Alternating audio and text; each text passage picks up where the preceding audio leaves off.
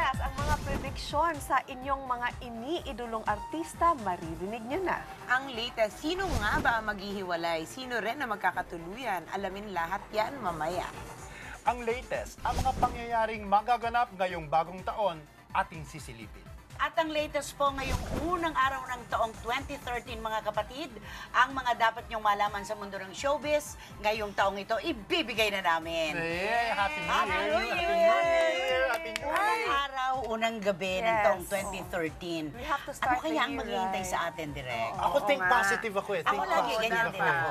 Oo, kasi sabi ko, considering na lahat ng pinagdaanan ng mga tao nung nakaraang taon, Ay, mga hindi kagandahan. hindi kagandahan, sabi ko, it can only be better. Yeah. Di ba? So, think Tama. positive. True. At saka, kita mo naman na survive natin at nalampasan talaga yung December 21 ang sinasabi End kagugunaw of ng the mundo. world. Walang maaaring magsabi noon. At saka if there's Tanging one ang Diyos thing lang. na totoo talaga na, yung sinasabi na, whatever difficult situation you find yourself in, it will pass. No, talagang dadaan sabi mo nga, this lahat. too shall pass. Oo. Di ba? Panay Lahat lapas may na. tuldok.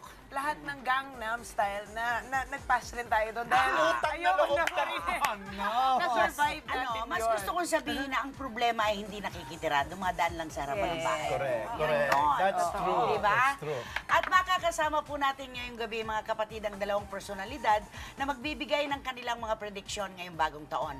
Panoorin po natin ito. Ang latest, mga kapalaran ng mga personalidad na sasabak sa politika, bubusisiin na!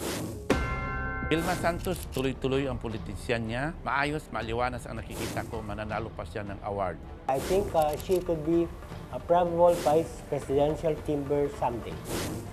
Joseph Estrada, nakikita ko, mananalo ito. Hindi na po ganun ka-popular si Erap.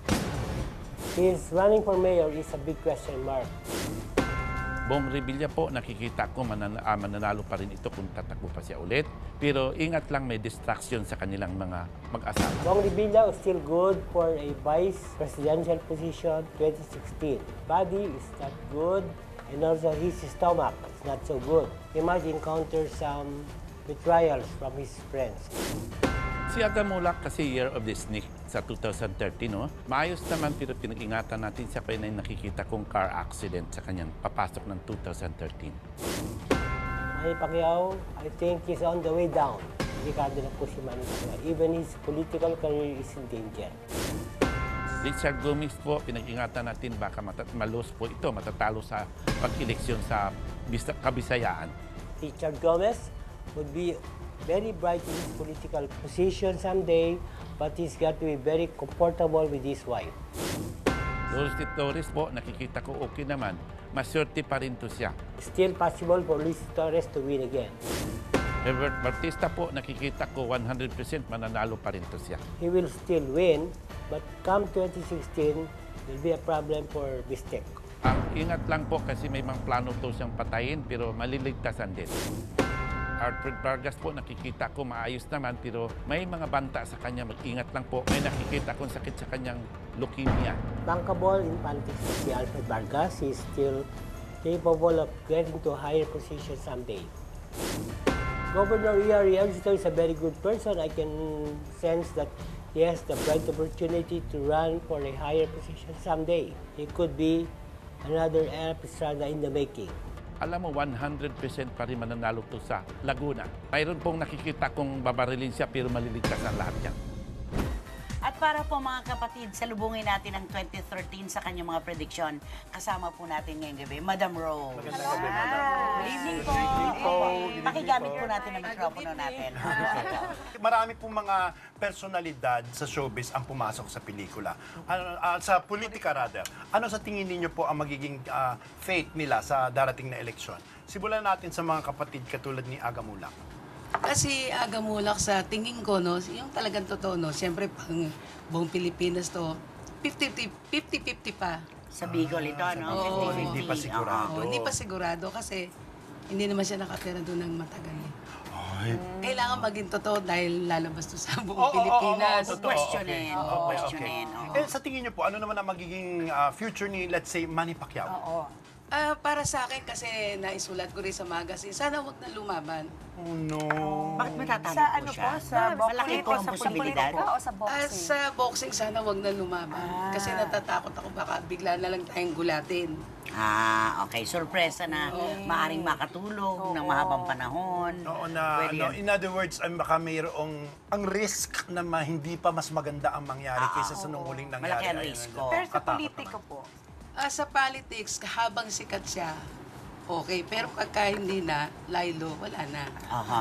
Si Vice Mayor Isko Moreno ng Maynila po, ano pong nakikita nyo? Mukhang malaki ang pag-asa niya. Dahil sa kanyang Dahil merito? kumbaga sa marami na siyang nagawang mabuti. Totoo yan. Dahil sa dami ng nakakausap ko Yes. sa buong Maynila. Okay. Alam mo, madam, no offense meant ka, aking kaibigan kay Lou Veloso, kasi very well loved si Isko ng Very- At saka direct nagpakita yung bata, nag-deliver. Ay, oo, oo. Diba? Why is Lou Veloso running against Vice Kalaban. Mayor. Vice Mayor. Kasi si dating Pangulong Erap, laban kay Mayor Lim. So si Lou Veloso kay Mayor Lim. Sa tingin niyo po, ano ang chances ni ex-president Joseph Estrada na maging mayor ng Maynila? Ang kalaban niya si... Alfredo Lim. Apa. Para sa akin kasi pareho ko silang gusto. Pero malaki ang pag-asa na lumabas ang ating dating presidente. Okay. Sabi nga, walk in the park na lang daw ito eh. kung buong Pilipinas nga, di ba? Ang tanong nga, may laban pa ba? Parang ganon. Yon. Buntisan, may request lang. Gulat naman ako. Oo, Nabuntisan, hindi ikaw. kala ko kay Barroa. Okay, oh. Sa buntisan naman daw, kung si Miss Lucy ba ay masusundan na si Juliana sa 2013. Palagay ko masusundan. Tsaka Kailan? panahon na. Kailan? Dali, Baka kailan? 13 siguro o 2014 magkakaroon ka na. Ay.